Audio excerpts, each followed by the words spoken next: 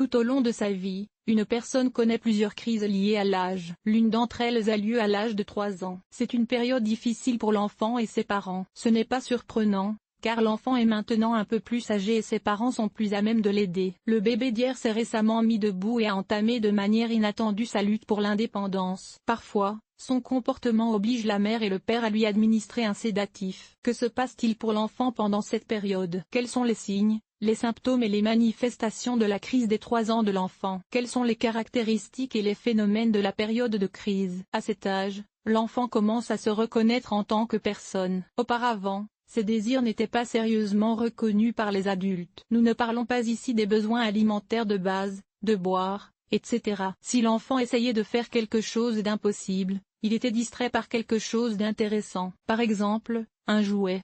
Aujourd'hui, tout est différent. Il a souvent des désirs qui contredisent ceux de ses parents, et il essaie de les protéger, en faisant des crises de colère, des scandales et en répétant simplement « je veux ». Ces désirs d'indépendance et d'autonomie compliquent la relation entre le père et la mère. Ces derniers peuvent ne pas comprendre ce qui est arrivé à leur enfant presque parfait et tenter de s'affirmer. Cependant, cette méthode d'exposition n'est pas efficace. Comment ça commence? Principaux symptômes. Les signes de crise chez l'enfant de 3 ans sont appelés, au conditionnel, les 7 étoiles. C'est à leur apparition que l'on peut juger que l'une des périodes les plus difficiles de la vie d'un enfant est arrivée. Le négativisme.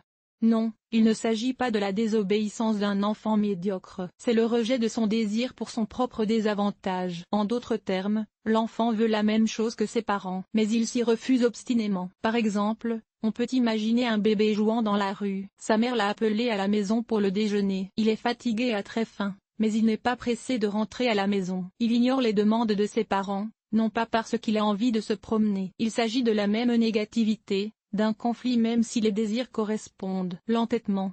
Le symptôme de cette crise est similaire au précédent. Il y a cependant une différence importante. L'orientation ne se fait pas vers une personne spécifique, dans l'exemple ci-dessus. Il s'agit de la mère, mais vers l'environnement, les règles, les coutumes, etc. Dans la plupart des cas, l'entêtement se manifeste dans des familles où les points de vue sur l'éducation sont opposés, dans le même appartement de la mère et du père ou des représentants de l'ancienne génération. L'enfant têtu ne semble pas écouter les discours qui lui sont adressés. Il ignore absolument toutes les exigences et les demandes. Ainsi, si on lui demande d'enlever les jouets éparpillés, il continue le jeu. L'entêtement. Ce n'est pas la patience qui l'aide à atteindre ses objectifs en toutes circonstances. L'enfant s'entête, même si ses opinions et ses désirs ont déjà changé. Le dernier enfant ignore les invitations à déjeuner parce qu'il construit un château avec des cubes. Le bébé têtu ne se met pas à table parce qu'il a dit lui-même, il y a quelques minutes, qu'il n'avait pas encore faim. En fait, il en a envie. Tyrannie. Un enfant de 3 ans essaie de manipuler un adulte. Il exige que ses désirs les plus insignifiants soient satisfaits. Et ces exigences s'accompagnent de cris, de larmes et de crises de colère. Un exemple est le désir d'obtenir l'attention de la mère. Si elle est distraite par d'autres enfants, l'enfant montre jeu, met en colère un frère ou une sœur et crée des intrigues. La dépréciation. Les enfants de 3 ans n'apprécient plus les choses auxquelles ils s'étaient auparavant attachés. Ils peuvent casser des jouets, tirer la queue de leur chat préféré ou abîmer des livres. La dépréciation affecte les personnes. Les enfants offensent leurs parents, leurs grands-parents et inventent des surnoms offensants, frappent, pincent et mordent. En outre, des obscénités apparaissent souvent dans leurs discours. Les enfants ne manqueront pas de les insérer dans le dialogue afin d'ennuyer leurs parents. Volonté propre.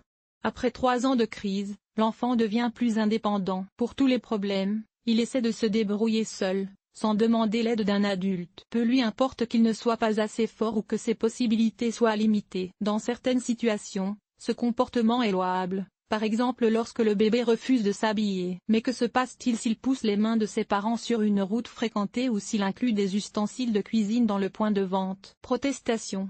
Les enfants défient les règles apparemment logiques. Ainsi, ils protestent contre le fait de manger et de dormir en même temps. Ils s'opposent à un comportement calme dans les magasins et dans la rue, ainsi qu'à une manipulation ordonnée des livres et des jouets. Il le fait généralement en criant, en faisant de l'hystérie. L'hystérie réduit les défenses de l'organisme. Le stress s'accumule mais ne trouve pas d'issue, d'où l'agressivité automatique. Différence entre les garçons et les filles. Il est intéressant de noter que les crises d'âge se produisent différemment chez les filles et les garçons. Les premières se rendent rapidement compte que les adultes peuvent les manipuler et utilisent habilement leurs capacités. Au contraire, les seconds ne peuvent pas exprimer leurs désirs et leurs émotions. Ils deviennent fermés et agressifs. Quels sont les moments positifs? Malgré de nombreuses difficultés, la crise des 3 ans présente des aspects positifs. L'enfant passe à un nouveau niveau de développement. Il possède des qualités d'orientation personnelle, un désir d'indépendance et une forte motivation. Ses jeux et ses relations avec les adultes deviennent plus conscients. Derrière les symptômes négatifs de la crise se cache un contenu positif. L.S. Vygotsky. Comment se caractérise la fin de la période de crise? Jusqu'à la période de crise,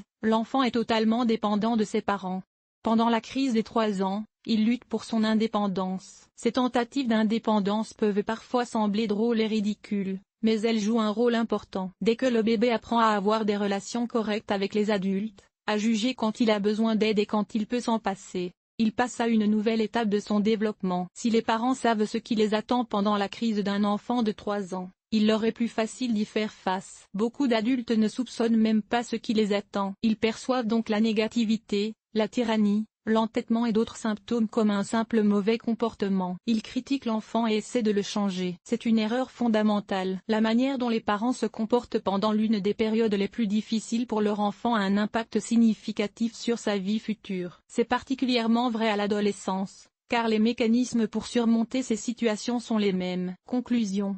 La crise des 3 ans de l'enfant comporte des aspects négatifs et positifs. Sans eux, il serait impossible de poursuivre le développement personnel. C'est pourquoi, pour faire face à l'entêtement, à la volonté, à la dépréciation et à d'autres symptômes désagréables, il faut faire des réserves et faire preuve de sagesse. Il ne sert à rien de crier et d'essayer de changer la petite personne. L'article a-t-il été utile? Évaluation, 5.5. 5.5 Montant de l'évaluation, 1.